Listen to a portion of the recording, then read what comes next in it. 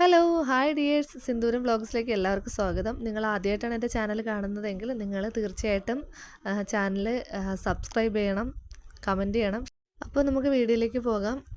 ഇത് ഞാൻ മില്ലിൽ നിന്ന് മുളക് മല്ലി പൊടിച്ചുകൊണ്ട് വന്നിരിക്കുകയാണ്. മുളക് വാങ്ങിച്ച് വാവ് കഴിഞ്ഞ ഉടനെ 2 ദിവസത്തെ വെയിൽ കണ്ടപ്പോൾ തന്നെ ഞാൻ മുളക് മല്ലി വാങ്ങിച്ച് അമ്മയെ കൊണ്ട് കഴുകി ഉണക്കിച്ച് റെഡിയാക്കി. അങ്ങനെ ഞാൻ ഇന്ന് അത് പൊടിപ്പിച്ചുകൊണ്ട് വന്നു. അപ്പോൾ പഴയ മുളക് പൊടി നമുക്ക് ഒരു പാത്രത്തിലേക്ക് മാറ്റാം, ഇല്ലാന്നുണ്ടെങ്കിൽ ഇത് അവസാനമായി പോവും. അപ്പോൾ അങ്ങനെ ഞാൻ അതിൽ കംപ്ലീറ്റ് പഴയ പൊടിയും വേറൊരു കുഞ്ഞു ടിന്നിലേക്ക് മാറ്റി. ഇനി ഇത് നേരെ വലിയ ടിന്നിലേക്ക് വെക്കണം. മുളക് പൊടിയൊക്കെ ആ വലിയ ടിന്നിലേക്ക് നിറച്ച് വെച്ചിട്ട് പിന്നെ ഫുള്ള് പൊടിയായി, നീറ്റലും തുമ്മലും ഒക്കെ ആയി. അങ്ങനെ ഞാൻ പോയി കുളിച്ചു. അപ്പോൾ തന്നെ തുണിയും കഴുകി വന്നപ്പോൾ തന്നെ നല്ല സന്ധ്യയായി. അപ്പോൾ തന്നെ ചേട്ടനൊക്കെ വന്നിട്ടുണ്ടായിരുന്നു. അപ്പോൾ പാല് വാങ്ങിച്ചുകൊണ്ട് വരും ആൾ. അങ്ങനെ ഞാൻ പിന്നെ ചായ ഇടാനാണ് പോയത്. ചായക്ക് വെള്ളവും വെച്ചിട്ട് കുറച്ച് നേരം കഴുകിയ തുണികൾ ബാക്കിയുണ്ടായിരുന്നു, അതും പോയി വിരിച്ചിട്ട് വന്ന് വീണ്ടും ചായയുടെ അടുത്ത് വന്ന് നിൽക്കുകയാണ്. അപ്പോഴേക്കും ചായ വെള്ളം തിളയ്ക്കാറായി. അങ്ങനെ ചായയൊക്കെ റെഡിയായി. എന്നിട്ട് ഞാൻ നന്നായിട്ട് ചായ അങ്ങോട്ടും ഇങ്ങോട്ടും നന്നായിട്ട് ആറ്റിയ ശേഷം മാത്രമേ ഞാൻ ചായ ഒഴിച്ച് കൊടുക്കാറുള്ളൂ. അപ്പോൾ എനിക്ക് ചായയിൽ ഇങ്ങനെ പത നിൽക്കണം, പത ഇല്ലാതെ എനിക്ക് ചായ കുടിക്കാൻ തോന്നത്തില്ല. അപ്പോൾ അതുകൊണ്ട് ഞാൻ നന്നായിട്ട് ആറ്റാറുണ്ട്. ഏകദേശം ഇതുപോലെ ചായ ഒഴിക്കുമ്പോൾ എനിക്കിങ്ങനെ പത നിന്നാൽ മാത്രമേ എനിക്ക് ചായ കുടിക്കാൻ തോന്നൂ. അല്ലാതെ എനിക്ക് പതയില്ലാതെ ചായ കാണുമ്പോൾ എന്തോ പോലെ തോന്നാറുണ്ട്. ചായ കുടിയൊക്കെ കഴിഞ്ഞ ശേഷം അടുക്കളയിൽ കയറി മലക്കറിയൊക്കെ വാങ്ങിച്ചുകൊണ്ട് വന്നായിരുന്നു. മലക്കറി ഒരുപാട് ഐറ്റമൊന്നും വാങ്ങിച്ചിട്ടില്ല, ഒരു 3-4 ദിവസത്തേക്കുള്ളത് മാത്രമേ വാങ്ങിച്ചിട്ടുള്ളൂ. അപ്പോൾ അതെല്ലാം കൂടെ ഒന്ന് പറക്കി വെക്കണം. എന്നിട്ട് നാളത്തേക്ക് ദോശയ്ക്ക് വേണ്ടി ഉരുളക്കിഴങ്ങ് കറിയാണ് ഉണ്ടാക്കുന്നത്. അപ്പോൾ അതും ഒന്ന് അരിഞ്ഞു വെക്കണം.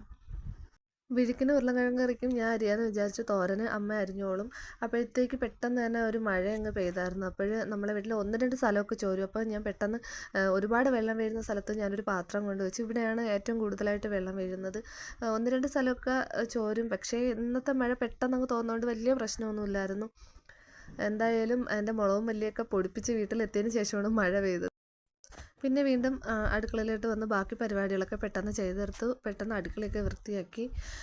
അതിനുശേഷം അമ്മ തോരൻ അരിയാന്ന് പറഞ്ഞതുകൊണ്ട് ഞാൻ നേരെ മോളെ പഠിപ്പിക്കാമെന്ന് വിചാരിച്ചു. അപ്പോഴാണ് നോക്കിയപ്പോഴത്തേക്ക് ഒരു ലോഡ് തുണി എന്തായാലും കസേരയിലുണ്ടായിരുന്നു. അപ്പോൾ അതും കൂടെ ഒന്ന് മടക്കി വെക്കാമെന്ന് വിചാരിച്ചു. അങ്ങനെ തുണിയെല്ലാം മടക്കി വെച്ചിട്ട് മോളെ പഠിപ്പിക്കാൻ വേണ്ടി വിളിച്ചു.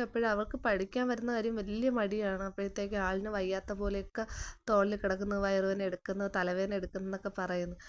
എന്തായാലും കട്ടിലിൽ കൊണ്ടിരുത്തിയപ്പോൾ ഇതാണ് അവസ്ഥ.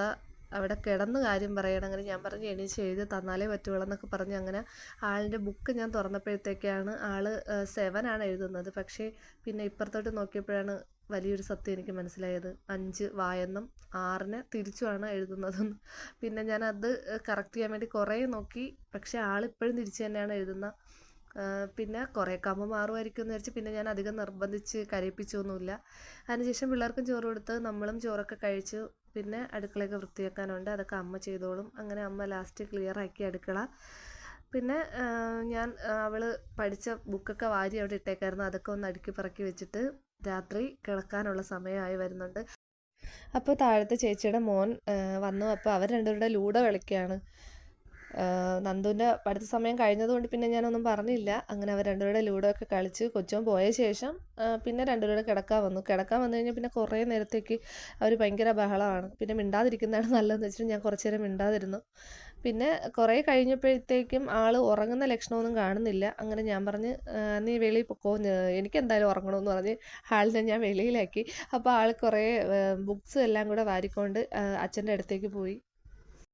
ഇതൊക്കെ കഴിഞ്ഞിട്ട് എപ്പോഴാണ് അച്ഛനും മോളും വന്ന് കിടന്നതെന്ന് ഞാൻ അറിയുന്നില്ല. ഞാനും മോനും നല്ല ഉറക്കമായി. അപ്പോൾ ഇതൊക്കെയാണ് ഇന്നത്തെ എൻ്റെ കുഞ്ഞു വീഡിയോയിലെ വിശേഷങ്ങൾ. വീഡിയോ ഇഷ്ടപ്പെട്ടാൽ ലൈക്ക് ചെയ്യുക, ഷെയർ ചെയ്യുക, കമൻറ്റ് ചെയ്യുക, സബ്സ്ക്രൈബ് ചെയ്യുക. വീഡിയോ കണ്ടതിൽ ഒരുപാട് സന്തോഷം. Okay, bye bye.